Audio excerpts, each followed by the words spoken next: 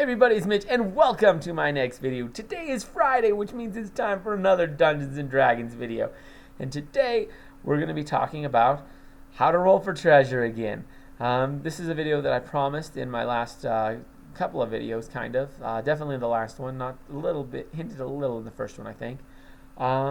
In this one, we are going to be talking about, we're going to be comparing the two different treasure rolling methods.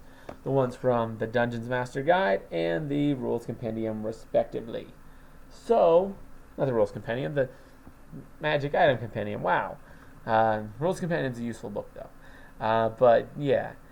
So, let's look at the two different methods. Now, you can tell by the videos that the DMG method is way longer. It takes so much longer to generate treasure that way.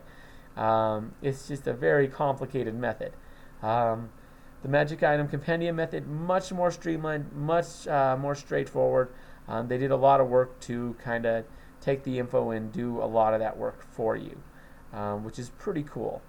Now, some of the things that they did in the Magic Item Compendium, though, is they actually took some of the randomness out of randomly generating for treasure. And let me explain that. I mean, still everything is rolled, but in the Dungeon Master Guide method, how it works is you could potentially get crap, but could potentially get amazing loot. It really just sort of depended on luck. Luck came down to a lot of it. So how good that loot that you randomly rolled could vary wildly, which was exciting. But it could also be really bad, like if you just kept getting shorted. But it makes for more interesting adventure when that happens. Now, the Magic Item Compendium, they kind of took it and they kind of made everything more average. So you're going to get the range, you're going to get the average more often than not, and you're going to get really great loot way less often. You're going to get crap loot way less often. So you're going to get more average so-so loot, which, I mean, it works. It works pretty nice. So, I don't know, there's definitely trade-offs to both. Also, the Dungeon Master Guide only pulls on items from the Dungeon Master Guide and the Player's Handbook. It's not pulling off of anything else. Whereas the Magic Item Compendium is pulling off of both of those, plus everything in the Magic Item Compendium, which is a lot. It's a whole book full of nothing but new magic items, as well as some mundane, I think. And on top of that, it's also pulling off of for terms of spells and scrolls and stuff, it's pulling off everything from the Spells Compendium as well as the Player's Handbook, whereas the Dungeon Master is just the Player's Handbook. So way more variety in the Magic Item Compendium. So you got a lot more flavor to that.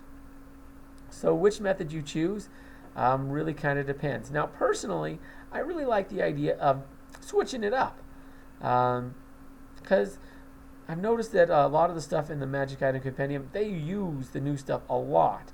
It's not like it's just every so often they'll throw one of those at you. It's pretty heavy. I think most of the stuff you're going to get is going to be from there and very little from the Dungeon Master's Guide, which honestly I think the DMG stuff should be by far the more common stuff, just because it's the DMG stuff.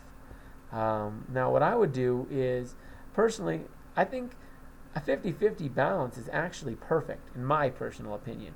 So I would roll from the DMG, and then I'd roll from the Magic Item Compendium. Then from the DMG, I just alternate encounters. Or, if it's a big encounter where I'm rolling multiple times, like there's a whole bunch of different monsters, so I'm rolling for each individual monster's CR, what this monster has. It's all just one big horde. I'll say, okay, this monster gets rolled on this monster, and it just all gets thrown in one big horde. So they get this big pile of stuff from both books, and they don't really see how I did it, but they just see this. It's got some of the flavor of the Magic Item Compendium, but it's also got more of the randomness of the DMG, and more of the straightforward stuff, stuff that people are familiar with, which I think is more common. Personally, the DMG stuff would probably be more common in the world. It's just the way I see it. That's very much TM preference, and if you're making this, you're the DM, so yeah, it's really up to you how you want to do it. I personally like the 50-50 split. Do a DMG method one time, then Magic Item Compendium one time. So yeah, it's up to you. Let me know. I'm actually really curious on this one. Genuinely curious. Let me know what your thoughts are on which one's the better method, or if you think they're equal like I do, and you like to mix them up.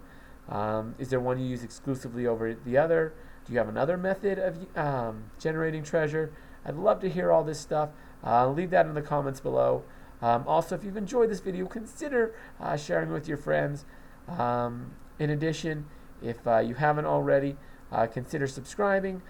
We have one of these videos every Friday, plus Dungeons & Dragons subscription videos every Friday where we go into detail about one of the various races, classes, or prestige classes from the various supplement books. So we're going to talk about that also on Friday, same day we do these. In addition, we have Dungeons & Dragons stories every Thursday where I take you on the adventure of a Dungeons & Dragons group I did a few years back. Then on Wednesdays, I talk a little bit about myself. And then Saturdays, we do Naruto character reviews. And Sundays, we have additional videos as well. So definitely subscribe to check out all of that. But anyways, as always, I'm Mitch. And I'll be seeing you